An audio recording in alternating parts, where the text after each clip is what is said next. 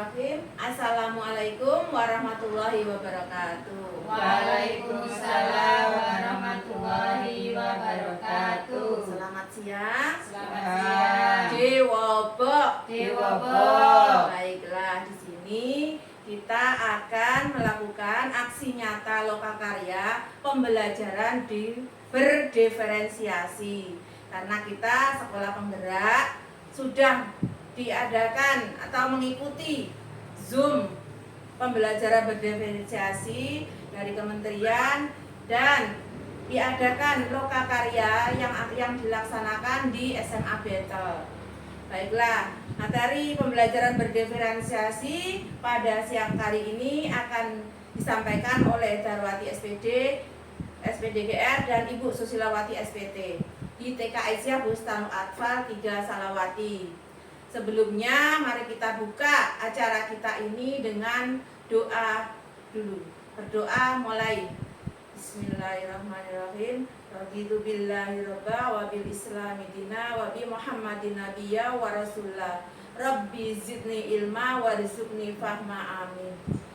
Baiklah, dengan dibukanya dengan doa, kegiatan pada siang hari ini dapat berjalan dengan lancar. Baiklah, saya akan menjelaskan pengertian pembelajaran berdiferensiasi.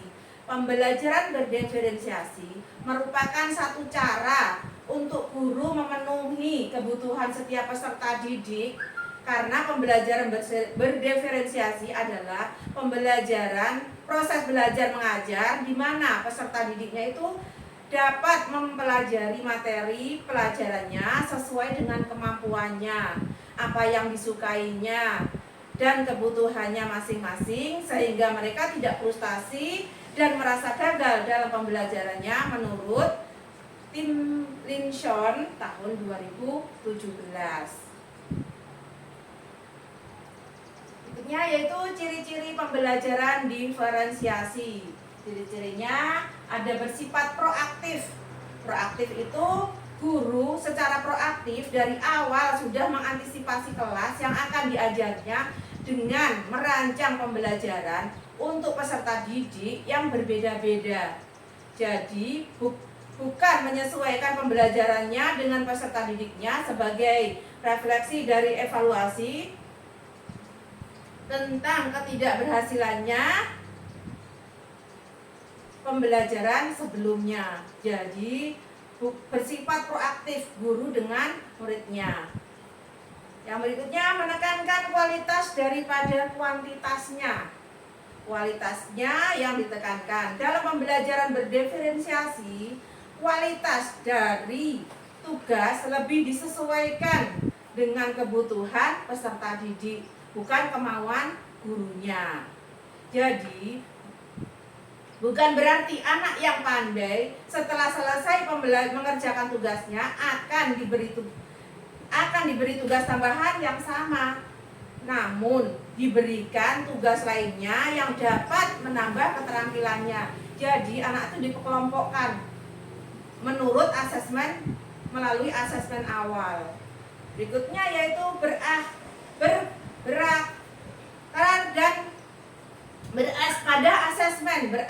pada asesmen.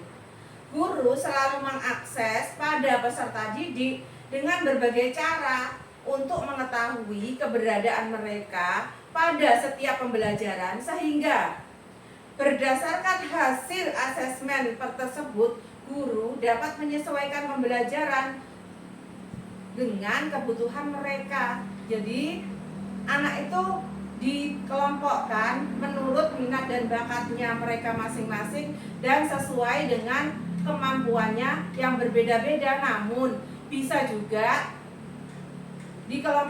digabungkan karena akan membantu jika anak tersebut bisa, ada yang sudah mampu dan ada yang belum mampu. Jadi yang belum mampu bisa terbantu oleh anak yang sudah mampu. Nah, berikutnya itu menyediakan berbagai pendekatan dalam konten, proses pembelajaran, produk yang dihasilkan, dan juga lingkungan belajarnya. Maksudnya dalam pembelajaran berdiferensiasi ada 4 unsur yang akan disesuaikan dengan tingkat kesiapan peserta didik dalam mempelajari materinya. Minat dan gaya belajar mereka di keempat unsur tersebut yang disesuaikan dengan konteks apa yang dipelajarinya, prosesnya bagaimana mempelajarinya, produknya apa yang telah dihasilkan setelah pembelajaran tersebut, dan lingkungan belajarnya, iklim belajarnya. Makanya kenapa di TK itu disediakan alat bermainnya dengan 4 ragam main, minimal 4 ragam main. Jadi sesuai dengan minat dan bakatnya anak. Jika anak itu minatnya di kelompok mana, maka disesuaikan dengan kemampuan dan minatnya anak tersebut. Dan berikutnya yaitu berorientasi pada peserta didik. Jadi bukan guru yang mendominasi. Guru hanya bertugas memberikan berdasarkan tingkat pengetahuan awal peserta didik terhadap materi yang akan diajarkan, sehingga guru merancang pembelajarannya itu sesuai dengan level kebutuhan peserta didiknya. Guru lebih banyak mengatur waktu, ruang dan kegiatan yang akan dilakukan peserta didik daripada menyajikan informasi kepada peserta didik. Jadi siswa itu dirangsang supaya dia berimajinasi atau hot thinking. Jadi guru itu lebih merangsang peserta didiknya, bukan guru yang mendominasi anak si A harus apa, si B harus apa, tapi harus sesuai dengan minat dan bakatnya. Merupakan campuran dari pembelajaran individu dan klasikal.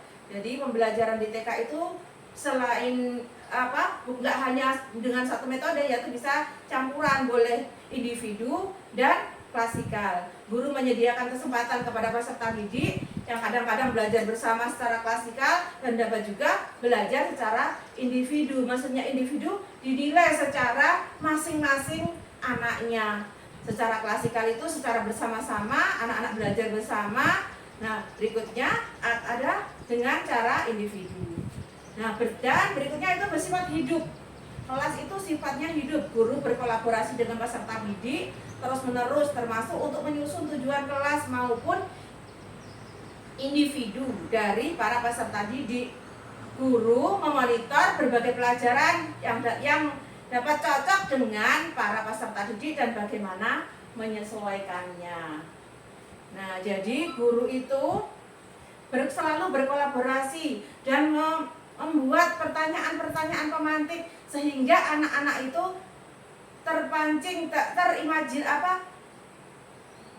terpancing untuk mengungkapkan apa yang ada di dirinya, memotivasi dirinya supaya dia berpikir lebih berkembang lagi.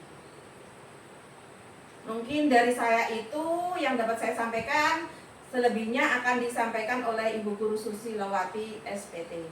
Pada Ibu kami persilahkan.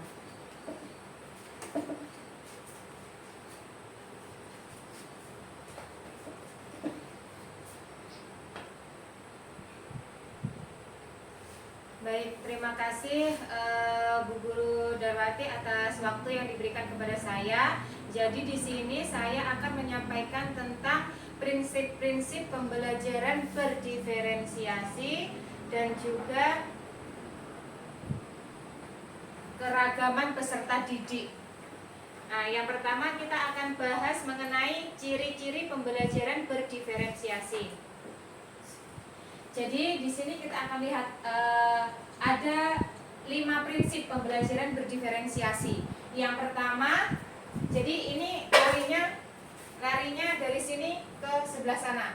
Yang pertama adalah lingkungan belajar. Yang kedua, kurikulum yang berkualitas. Yang ketiga, asesmen berkelanjutan. Yang keempat, pengajaran responsif. Dan yang kelima, kepemimpinan dan rutinitas kelas.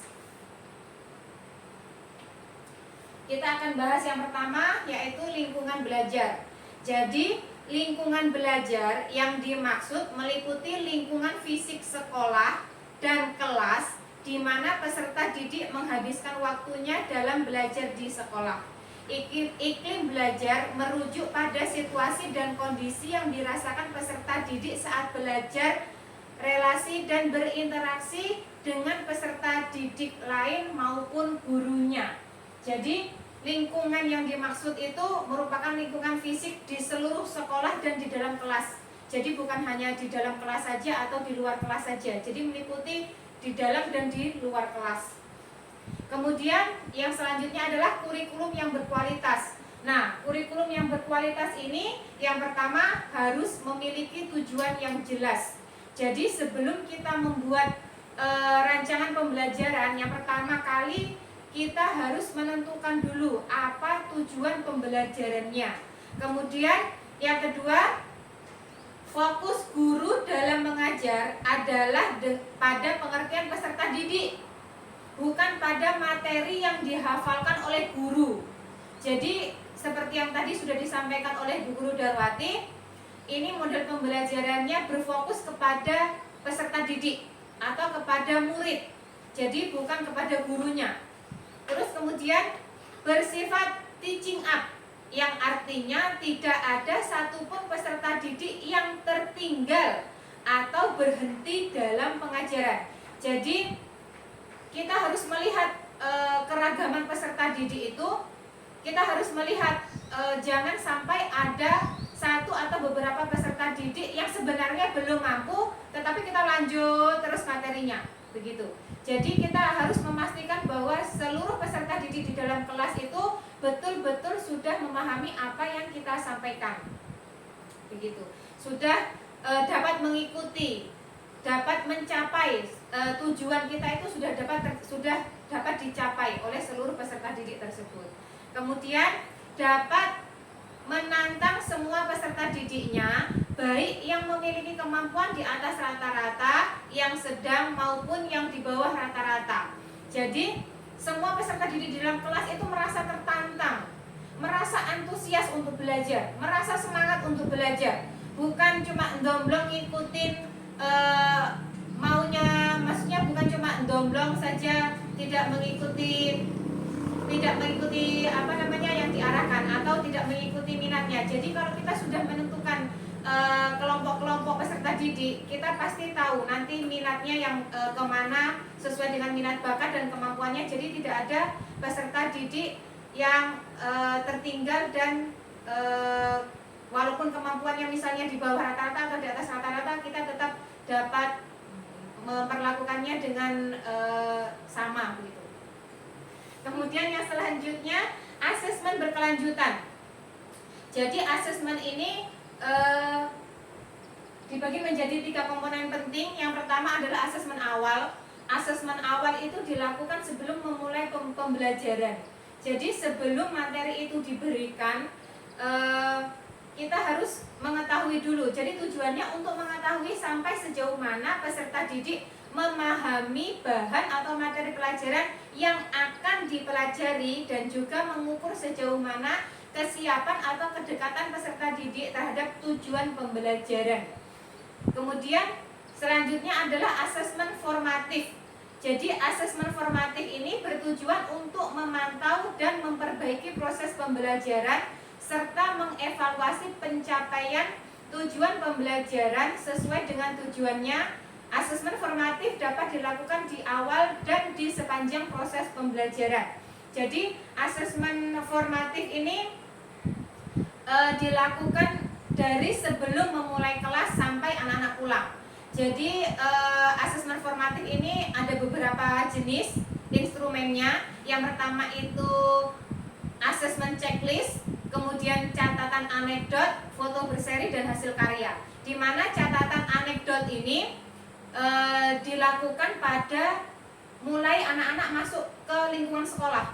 Jadi catatan anekdot ini kan untuk mencatat kejadian yang luar biasa. Jadi kejadian yang tidak biasanya terjadi pada anak tersebut atau dialami pada anak tersebut. Contoh, misalnya si A biasanya ceria sekali, kok hari itu murung. Misalnya pada saat pada saat masuk gerbang sekolah nggak mau turun dari motor karena mungkin ada masalah di rumah, mungkin sama mamanya dimarah, atau mungkin sangunya tertinggal, atau seperti apa. Jadi itu mulai dicatat dari situ. Atau mungkin pada saat pembelajaran atau mungkin pada saat istirahat. Jadi catatan anekdot ini tempatnya dimanapun begitu. Kejadiannya di mana, jadi di situ. Di sini saya lampirkan macam-macam catatannya. Ini catatan anekdot PAUD. Jadi di sini ada yang paling atas ini ada kelompok usia sama nama gurunya, terus di bawah sini nama anak. Jadi satu lembar ini bisa masuk beberapa hari atau beberapa nama anak. Jadi di situ ada nomor, nama, tempat, waktu, dan perilakunya. Jadi perilaku istimewanya apa itu yang ditulis. Bisa yang perilakunya baik atau mungkin bisa yang pada saat itu perilakunya kurang baik, bisa dikasih masuk di situ. Ibu,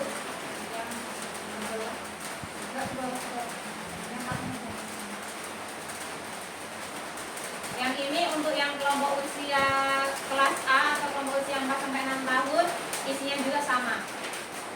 Terus kemudian yang ini ada penilaian hasil karya. Jadi di sini deskripsinya apa, analisis capaiannya itu meliputi nilai agama dan budi pekerti, jati diri, dan dasar-dasar literasi, matematika, sains, teknologi, dan rekayasa dan seni. Jadi nanti fotonya, foto dari hasil karya anak ditempelkan di sebelah sana. Nah, anak membuat karya, kemudian difoto, di print, ditempelkan di sebelah sana. Nanti keterangannya di sebelah sini. Di bawah ada tempat sama tanggal kapan penilaian tersebut diambil. Yang untuk yang kelas A juga sama. Terus yang berikutnya ini checklist. Jadi catatan checklist, penilaian checklist itu yang pertama itu ada nomor, kemudian elemen apa yang dinilai. Tapi sebelumnya ada asesmen awalnya dikasih masuk di sini. Jadi di sini ada kelompok usia, kemudian topik pembelajarannya apa, hari dan tanggal, kemudian apa yang aspek apa yang akan dinilai. Kemudian kita masuk di poin yang selanjutnya yaitu pengajaran yang responsif. Jadi pengajaran yang responsif ini maksudnya merespon dan mengubah pengajaran sesuai dengan kebutuhan para peserta didik yang ada di kelas. Guru dapat memodifikasi rencana pembelajaran yang sudah dibuat dengan kondisi dan situasi lapangan saat itu sesuai dengan hasil dari asesmen yang dilakukan sebelumnya. Maksudnya begini, misalnya kita sudah membuat rancangan pembelajaran dalam 1 minggu. Ternyata pada saat itu situasinya berbeda. Jadi kita bisa memodifikasi sesuai dengan asesmen yang didapatkan sebelumnya, seperti itu.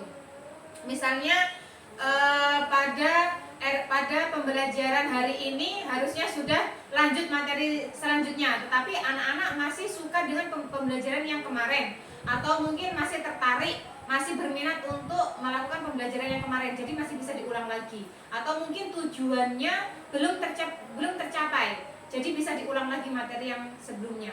Kemudian guru harus memberikan responsnya terhadap hasil pembelajaran yang sudah dilakukan. Respon dari guru adalah menyesuaikan pembelajaran berikutnya sesuai dengan kesiapan, minat, dan juga profil belajar peserta didik yang guru dapatkan melalui asesmen di akhir pelajaran. Poin yang selanjutnya adalah kepemimpinan dan rutinitas di sekolah. Nah, kepemimpinan ini maksudnya guru yang baik adalah guru yang dapat mengelola kelasnya dengan baik. Kepemimpinan di sini artinya bagaimana guru dapat memimpin peserta didiknya agar dapat mengikuti pembelajaran dalam iklim pembelajaran dan situasi yang kondusif melalui kesepakatan kelas yang ditetapkan bersama. Jadi guru dapat dengan baik memimpin kelasnya, kemudian membuat aturan kelas yang disepakati bersama. Jadi aturan kelas itu bukan hanya guru saja yang menentukan, tetapi kesepakatan dengan peserta didik di dalam kelas. Kemudian rutinitas di kelas mengacu pada keterampilan guru dalam mengelola atau mengatur kelasnya dengan baik melalui prosedur dan rutinitas di kelas yang dijalankan peserta didik setiap hari sehingga pembelajaran dapat berjalan dengan efektif dan efisien. Jadi ini mengacu pada RPPH. Kemudian ada juga kalau kita di sekolah penggerak itu ada namanya budaya sekolah. Jadi rutinitas ini selain mengacu merujuk pada modul ajar, juga kepada budaya sekolah. Misalnya dari pagi anak-anak berbaris, kemudian anak-anak senam, kemudian anak-anak melakukan doa bersama, kemudian kesepakatan kelas, kemudian budaya sekolah hari itu apa. Jadi kita seperti budaya sekolah yang sudah kita sepakati bersama bahwa hari Senin itu infak. Jadi pada hari Senin pagi anak-anak diingatkan untuk melakukan infak. Kemudian yang hari Selasa duha. Jadi sebelumnya sudah diingatkan dulu bahwa hari Selasa anak-anak wajib membawa peralatan sholatnya. Kalaupun misalnya ada anak yang lupa, berarti bisa dipinjami dari sekolah atau sebagainya. Kemudian yang ketiga, hari Rabu bugar. Jadi hari Rabu bugar ini kegiatannya seperti yang sudah kita sepakati, bukan hanya senam, tetapi ada kegiatan yang mengasah fisik motorik, baik yang halus maupun yang kasar. Jadi anak-anak bisa ditambahi dengan misalnya bergelantung, melompat, misalnya berjingkat, misalnya main engklek dan sebagainya.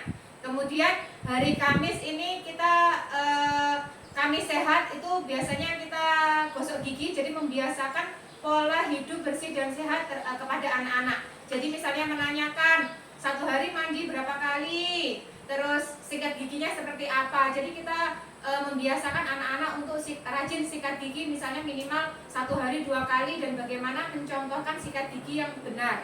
Kemudian hari Jumat kita Jumat takwa. Jadi dibiasakan setiap hari Jumat anak-anak misalnya sunnah memotong kuku, terus kemudian mengaji, membaca Iqra, menulis hijaiyah dan sebagainya. Kemudian yang hari Sabtu ini kita Sabtu giziku. Jadi giziku ini mengedukasi anak-anak untuk dapat mengkonsumsi makanan yang bergizi seimbang. Jadi anak-anak mungkin kalau di rumah susah sekali makan sayur. Nah, di sekolah kita anjurkan harus makan itu harus ada nasinya, karbohidratnya. Jadi meliputi selain nasi misalnya bisa diganti misalnya dengan jagung atau betatas atau keladi dan sebagainya. Kemudian harus ada vitaminnya yang berasal dari sayur dan buah. Kemudian ada protein hewaninya, protein nabatinya, seperti itu. Selain kita membiasakan, kita juga harus mengedukasi anak-anak dan juga orang tuanya untuk dapat memberikan atau menyuguhkan makanan yang bergizi seimbang untuk pencegahan stunting, untuk menunjang perkembangan dan pertumbuhan anak-anak, seperti itu.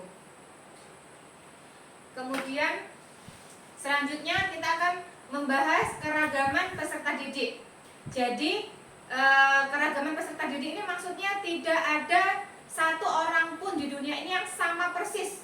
Bahkan walaupun mereka kembar, pasti ada perbedaan di antara mereka. Nah, yang akan kita lihat ini yang pertama adalah kesiapan belajar.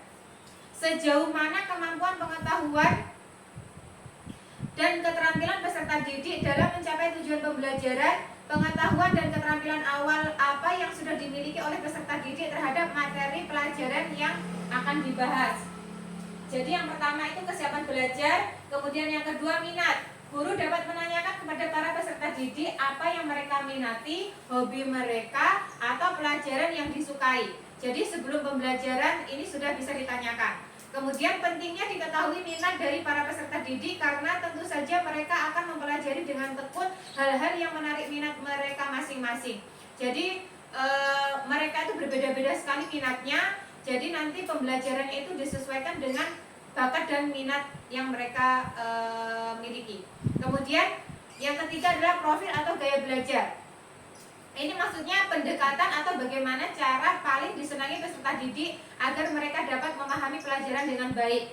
Jadi mereka itu ada yang senang belajar dalam kelompok besar, ada juga yang senangnya belajar dalam kelompok kecil, atau ada juga senangnya yang belajar sendiri, nggak mau diganggu teman, nggak mau belajar sama teman-temannya, seperti itu.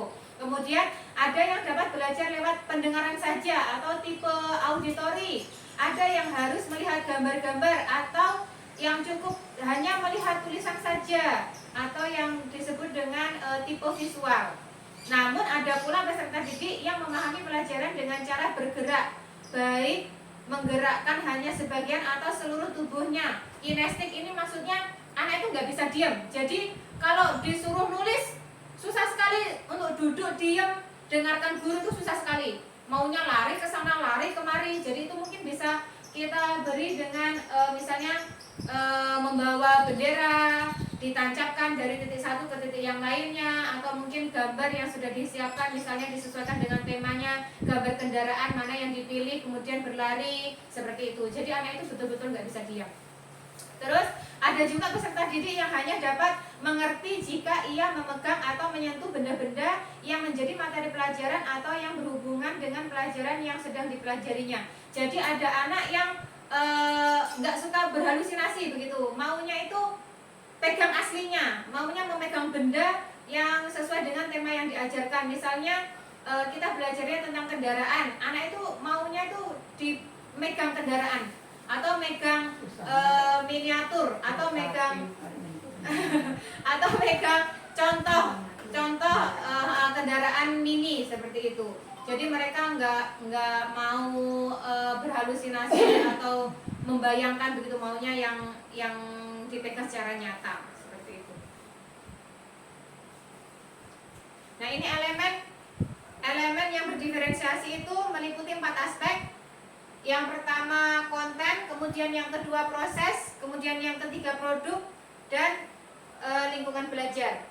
Konten itu maksudnya materi yang akan diajarkan oleh guru di kelas atau materi yang akan dipelajari oleh peserta didik di kelas. Dalam pembelajaran berdiferensiasi ada 2 cara membuat konten pelajaran berbeda, yaitu yang pertama menyesuaikan apa yang akan diajarkan oleh guru atau apa yang akan dipelajari oleh peserta didik berdasarkan tingkat kesiapan dan minat peserta didik.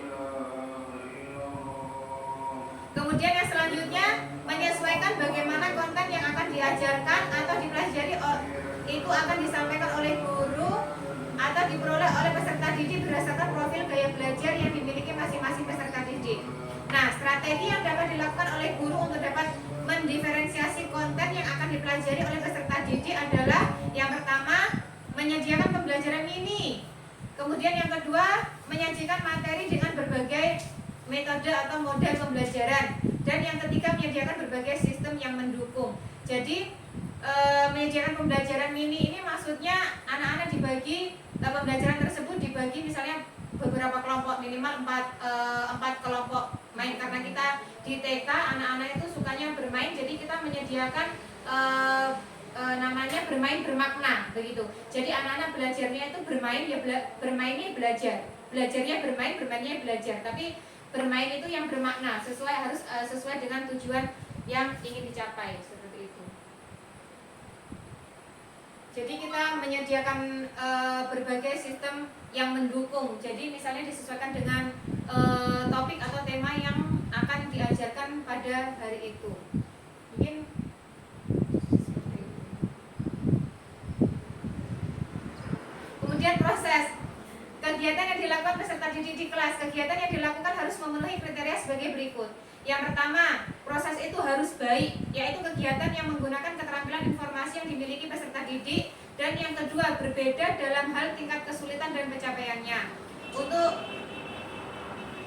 produk merupakan hasil akhir dari pembelajaran untuk menunjukkan keterampilan kemampuan pengetahuan, keterampilan, dan pemahaman peserta didik setelah menyelesaikan 1 unit pelajaran atau bahkan setelah membahas materi pelajaran selama 1 semester. Maksudnya produknya ini akhirnya ini dituangkan dalam rapot akhir semester seperti itu. Kemudian lingkungan belajar. Pada dasarnya guru perlu menciptakan suasana dan lingkungan belajar yang menyenangkan bagi peserta didik sehingga merasa aman, nyaman, dan tenang dalam belajar karena kebutuhan mereka terpenuhi. Jadi anak-anak itu akan merasa betah di sekolah. Jadi betah di sekolah, kemudian motivasi untuk belajar itu tinggi, motivasi untuk datang ke sekolah itu tinggi. Jadi anak-anak itu jarang yang namanya bolos atau tidak masuk sekolah tanpa alasan seperti itu. Berarti itu kita sudah, kalau misalnya anak-anak sudah berhasil masuk terus setiap hari, sudah berhasil termotivasi untuk belajar, berarti kita sudah berhasil menciptakan lingkungan belajar yang nyaman untuk anak. Mungkin dari saya sekian untuk pembelajaran berdiferensiasi. Selanjutnya kita akan diskusi atau tanya jawab. Mungkin ada yang ingin ditanyakan, dipersilakan kita diskusi bersama-sama.